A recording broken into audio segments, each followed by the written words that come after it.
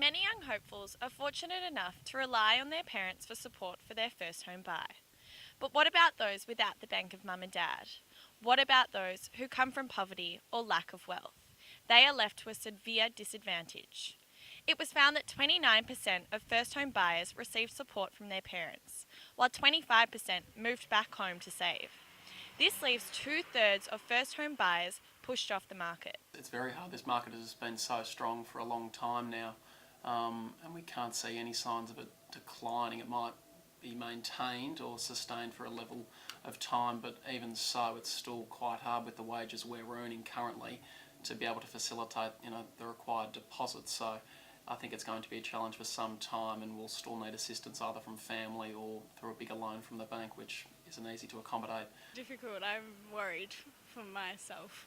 The HSBC Bank revealed earlier this year in a global survey that Australian millennials are ranked second last in the home ownership. The median income sort of not increasing nearly at the same rate. So you got housing, and that's why you always get like annoying baby boomers being like, well, I bought a house. It's like, yeah, that's because houses were like $10,000 when you were a kid.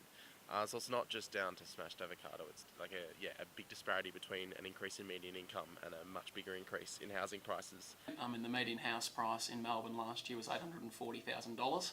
So that's always a challenge for the younger generation to facilitate the required deposit at those types of levels. I plan on just doing the traditional thing, and my family will probably pass it down, so I'm quite lucky. This is a systemic issue in our society, an intergenerational gap that sees housing prices surging by 10% per year in Melbourne, banks cracking down on home loans, and the lender's mortgage insurance adding to the struggle for first home buyers.